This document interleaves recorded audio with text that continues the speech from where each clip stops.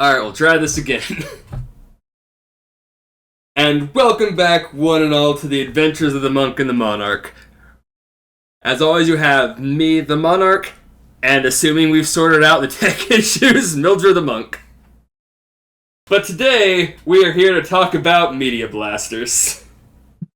Yeah, there are certain things we will talk about when it comes to it, and certain things we will not talk about as much.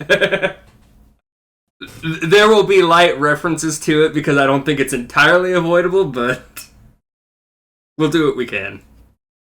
Now, Media Blasters kind of had an interesting start because I'm trying to remember the name of the guy who founded it. John Cirabella. John Cirabella, yes. He originally worked for another company we will eventually get to one day, Central Park Media. Well, Central Park Media is not a thing anymore. Yeah. I should note there's a bit of a correction that needs to be made. Previously, he had founded Software Sculptors. When Software Sculptors was purchased by Central Park Media, he left and founded Media Blasters. I haven't been able to kind of pinpoint what Software Sculptors did before Media Blasters bought them out. No, Media Blasters didn't buy them out. They were bought up by Central Park. Central Park, right. My mistake. But Software Sculptors would go on to be involved with Slayers, Revolutionary Girl Lieutenant, Cat Soup. They also did a lot of software-related things for Central Park. I suspect that since Software Sculptors was mostly focused on software, I think some of the stuff that he was doing would have been done by Media Blasters regardless. And this was right around the time when people are starting to figure out this brand new CD-ROM thing, since this was 1993. And eventually, you do see them releasing a few titles.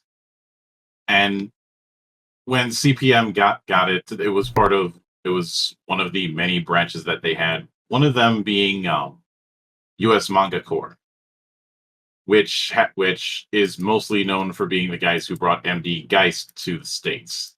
And in fact, MD Geist was used as their logo for years. I know when John left Central Park to form Media Blasters, there was some kind of an issue the two of them had, but I don't know if anyone's ever gone entirely public about those issues. It could have just been the good old creative differences, which tells us to tell us nothing. Now, at the time, there were apparently some rumors. The reason it was named Media Blasters for the new company was John firing shots at Central Park Media.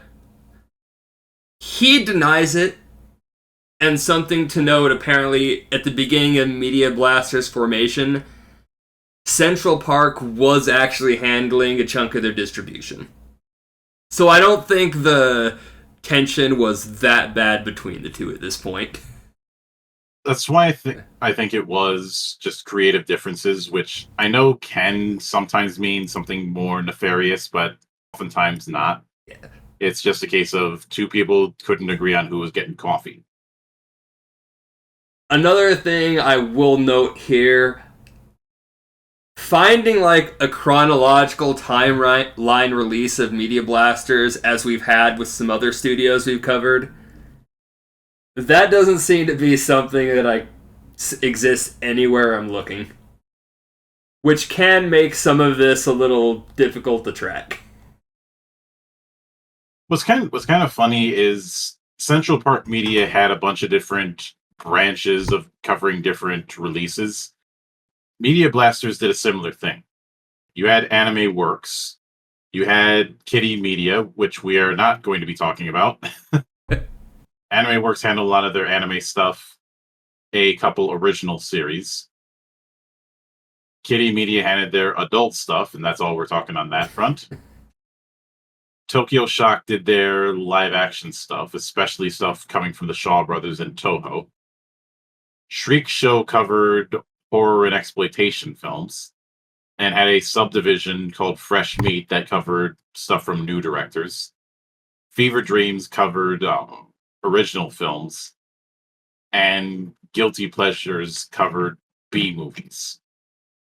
In a roundabout way, having that many branches, I feel like this is a flag to look at later. So put a pin in that. Now, the first big title to note, even though it's not something that a lot of people really talk much about these days, is Zero Angel. It was a live action one, not one of the live action stuff you might see on one of the more adult oriented brands. But the reason this one kind of became a big deal, and I am taking a lot of this from like the word of John's mouth. He's done videos in recent years talking about a lot of the behind the scenes. Is this one was picked up by Blockbuster. This was around a time you didn't see a lot of just these foreign Japanese films ending up there. Since we're dealing with the 90s, I think this would also be around the time that Blockbuster was really pushing for exclusive things for their stores. You know, think things whether it be in video game form like Hagane the Final Conflict or movie form like Boondock Saints. Zero Angel originally was never going to be dubbed, it was just going to be subtitled. Blockbuster were apparently the ones who insisted it get dubbed. So that was done by Bang Zoom Entertainment, I believe it was. Someone Which, they'll be working with quite a few times in the future. oh, Bang Zoom worked with everybody. Yeah, yeah. But that was kind of the thing that actually started to kick off Media Blasters, is Zero Angel at Blockbuster. Going back to some of those old dubs is not something I recommend to people unless they have a high tolerance, because some of them hold up, some of them don't. I'm not slamming any voice actor on this. It's more of you had a lot of people who had no idea what they were doing at that time. This was still the Wild West. Yeah, aside from that, like, after this point, again, you get a lot of the more adult releases, but the first one that was mentioned as being kind of a really big hit for the time was Magic Knight Rayearth.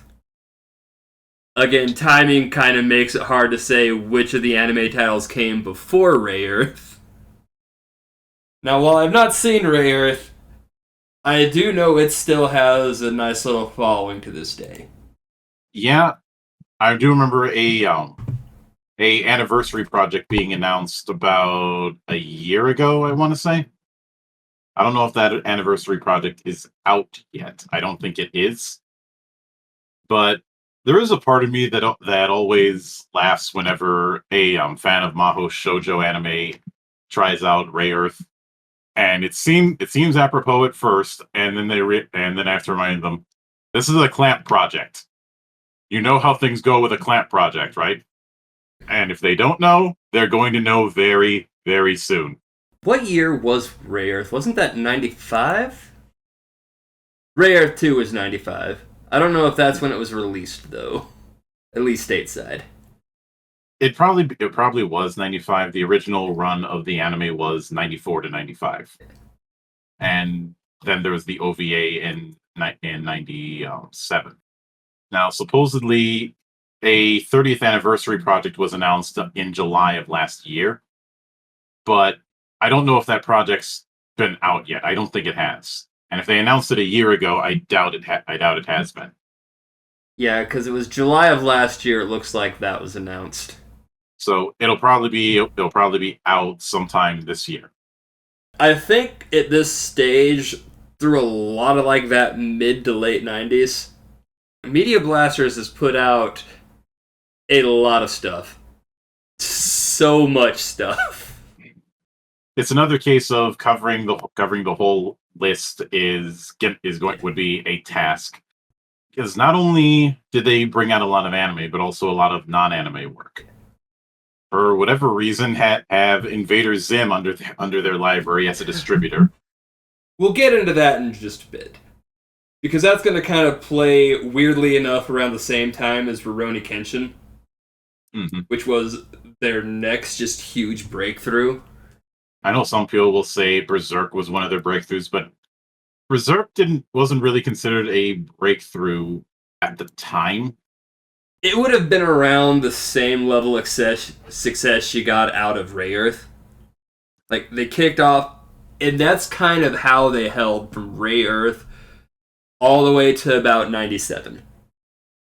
Is they had a lot of stuff that did quite well, like Ray Earth did. A lot of very small budget projects. They didn't get completely screwed over during the mid 2000s when there was that massive arms race where everybody was trying to license any anime they could get. Yeah. Yeah, they just had a good solid few years. Again, you had classics like Berserk. Mm-hmm. I remember Tekka Man not being good, but there's a handful. I blame UPN for that. A handful of people still remember it, though.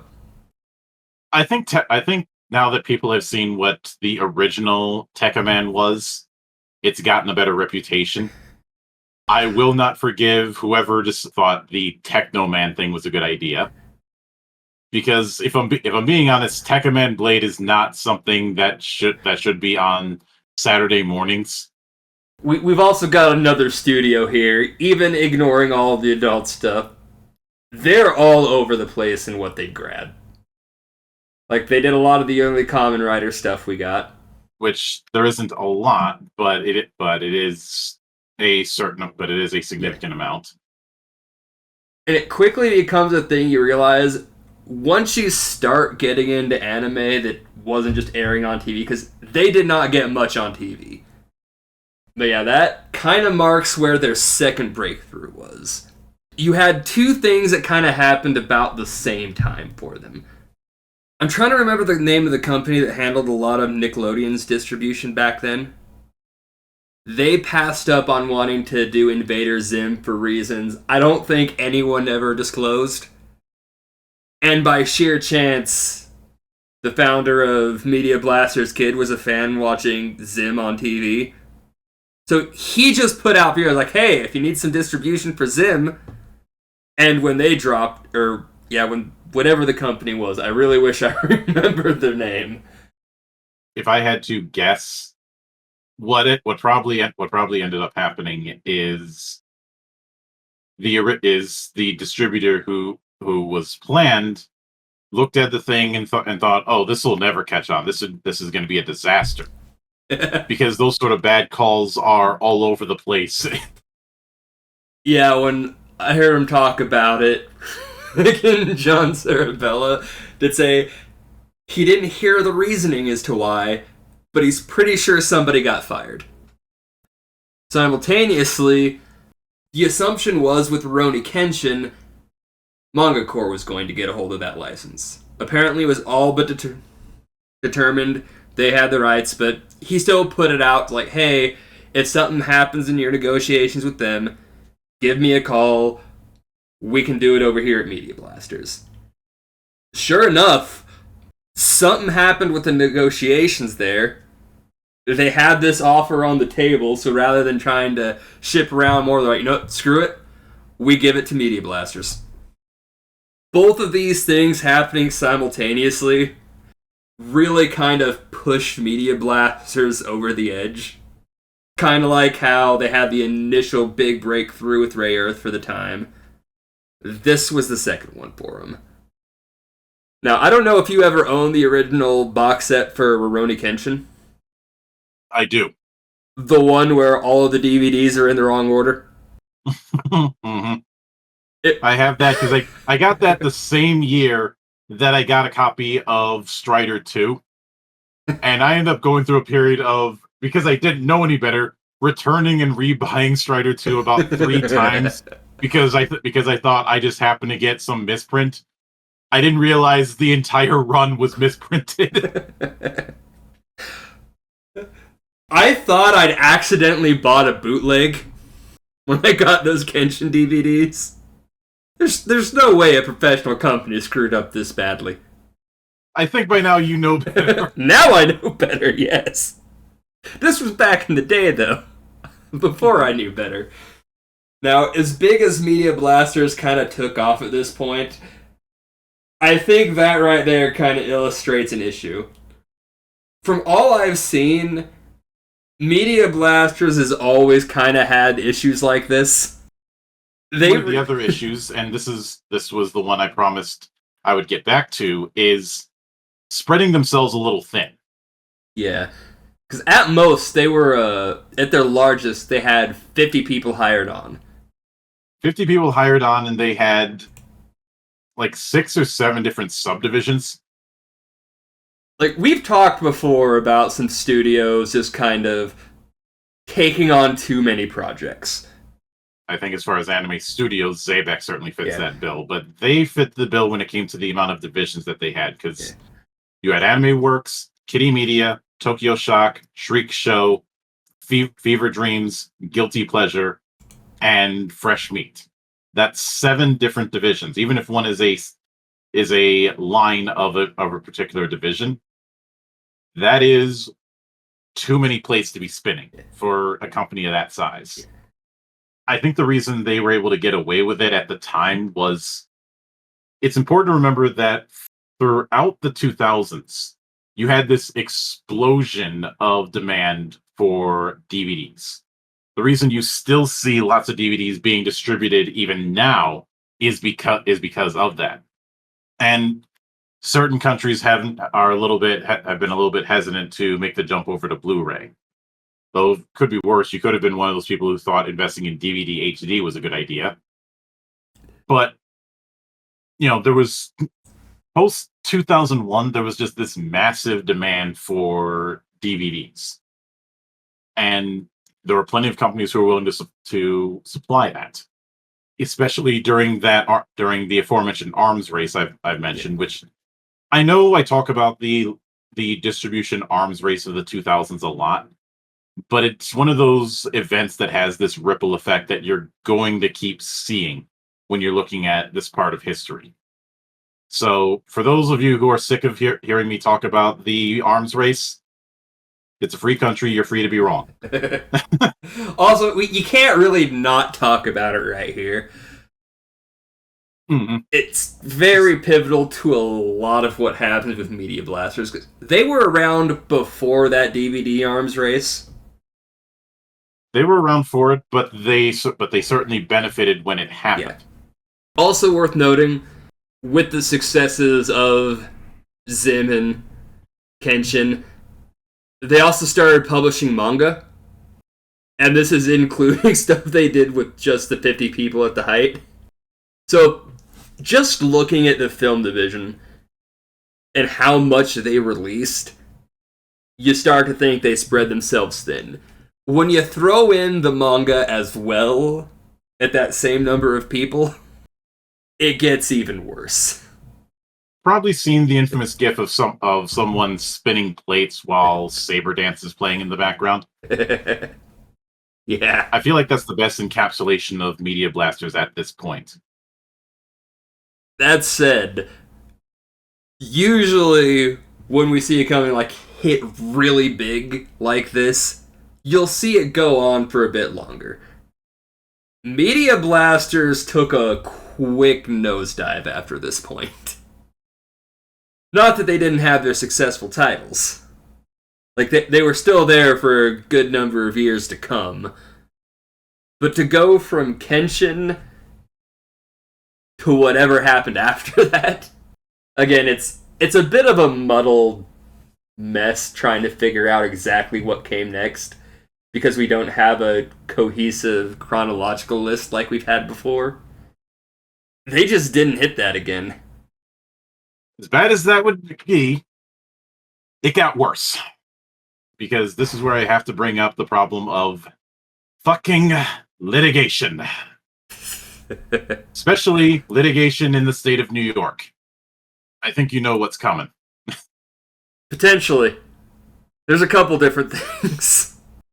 Things started on the downturn right as we get into the 2010s.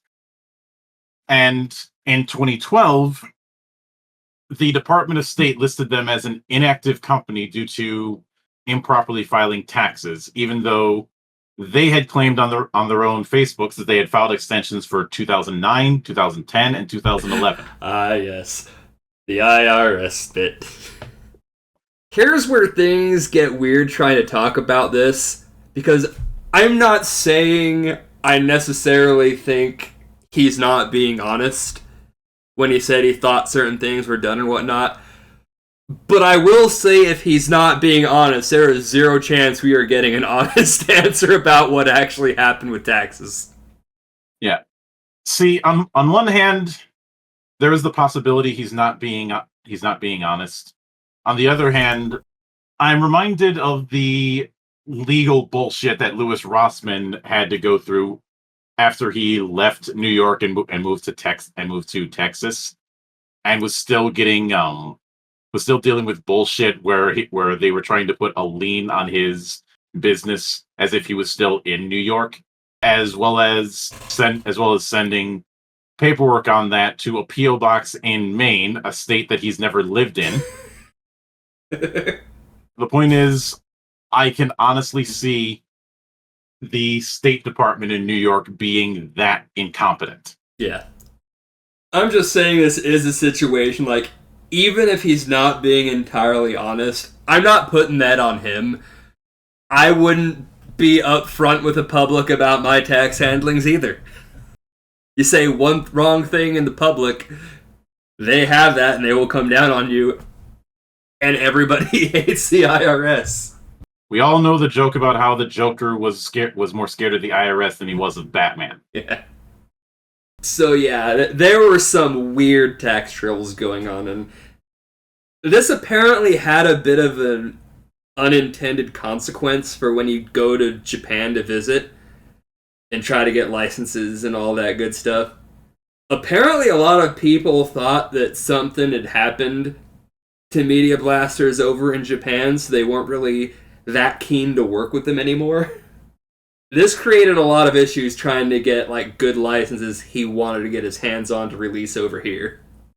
I could imagine how frustrating that has to be for him. Especially if he really didn't do anything wrong tax-wise, and it was just the New York tax office fucking up. That cost Media Blasters a fair bit. Now, there is something else that kind of started to hit him. And this is something I haven't heard a lot of these older companies that like existed into this time talk too much about before I listened to some of his own deep dives on the past of Media Blasters.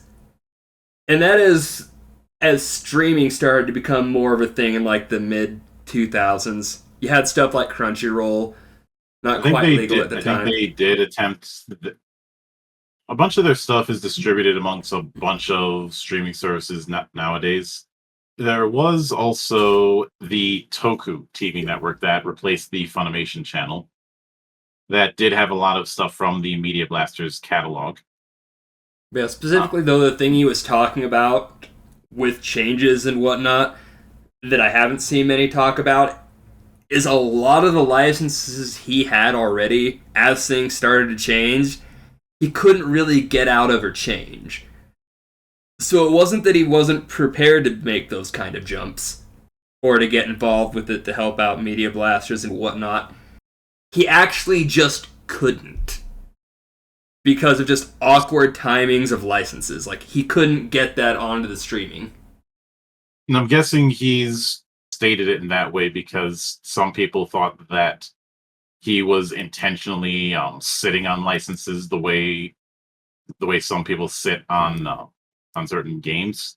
A bit like that, but I think it had a lot more to do with there were a lot of other companies who were kind of weirdly during the time streaming started taking off that just seemed unprepared. A lot of it may not have been on them. Like, it's obviously going to be a bit different depending on the contracts and whatnot, but I suspect more than just Media Blasters were having to deal with stuff like this. Just things out of their control at that point.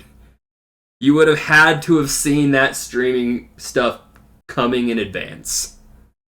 Yeah.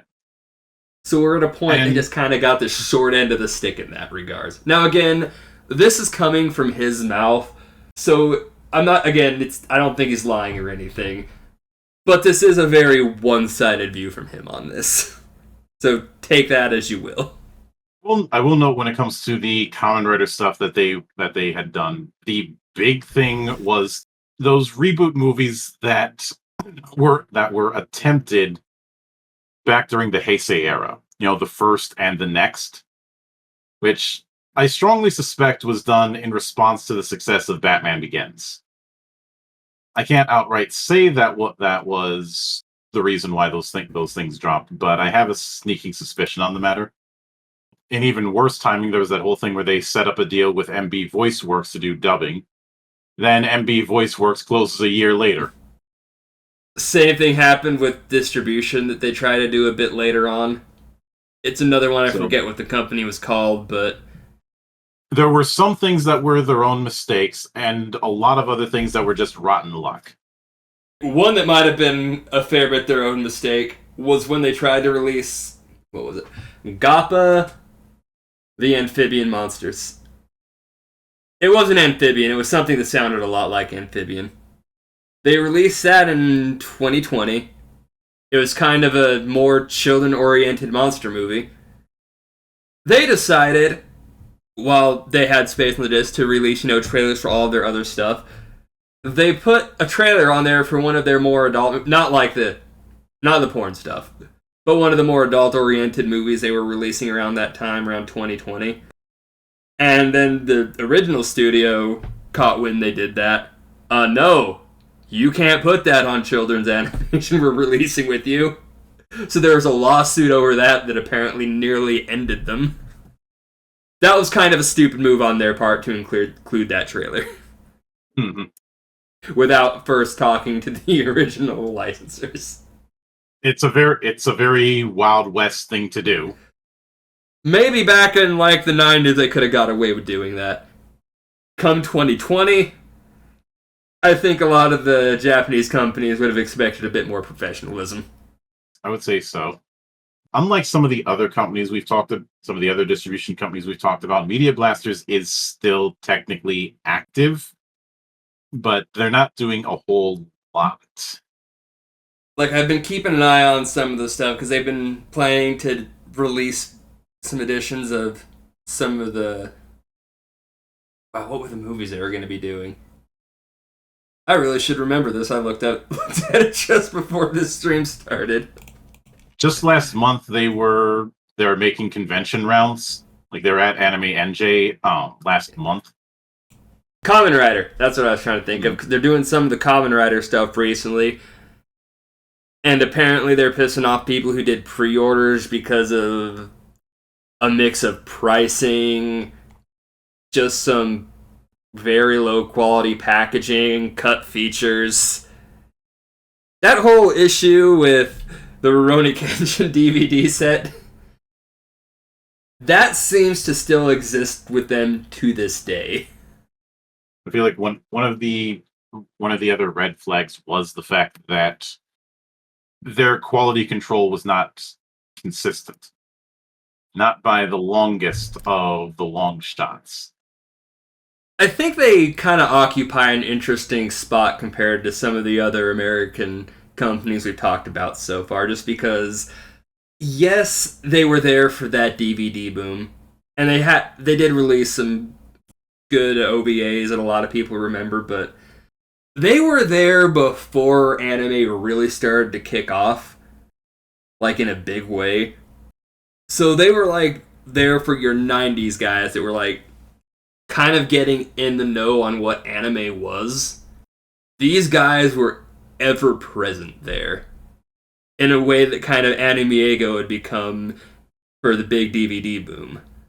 They were just always there, no matter where you looked. There was Media Blasters releasing something that would catch your eye. I think the reason that, unlike Anime-ego, they were able to survive the DVD boom probably because they were able to adapt quickly, but they were able to adapt to the whole physical media thing. They didn't have a lot of infrastructure when it came to the shift towards digital, I think. Yeah, that just hit him hard. And again, because of a lot of how the licensing worked, even if they had a plan, there wasn't much they could have done at the time. Yeah, you don't really see them in the conversation a lot of these days. Because again, they died off rather quickly after the 2000s. Which I do think it's a shame because they were hugely important in those early days of anime, I think. I would say very much so. Yeah, even just looking at this massive, massive list, there are a lot of old school classics on this. Like they did some of the Oh My Goddess stuff. Magic Knight Rayearth, as we talked about before. Early Common Rider. Obviously not early Yeah. because it's I'd say the people who are the folk when it comes to bringing Common Rider to the states when Toei lets them is Shout Factory. I've talked about this elsewhere, but when it comes to when it comes to bringing original tokusatsu, Shirakura has been trying to bring more of it stateside, but there's only so much he can do, which is why a lot of it hasn't come stateside. The one series that's had the smartest run when it comes to distributing internationally has been has honestly been Ultraman. Despite the legal bullshit that Subaraya went through a few years back, they've gradually recovered, and they did the smart thing of just doing subs themselves and putting them up on their YouTube.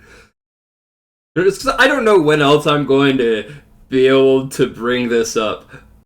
I am baffled they bothered to get the rights or the licensing to re-release Angel Sanctuary because that did not Yes, do great. It was unfinished and it was never going to be finished. But it was originally the Manga Core who released it. nostalgia maybe. I will fully admit I have not seen Angel Sanctuary. The only exposure that I have to it was reading an art book of it at a bookstore when I was growing up. It's a trip. Like, here's the thing: the anime never got finished in Japan because someone involved in it died. Like, they didn't want to keep doing it for some reason. They didn't want to recast him. It's fine.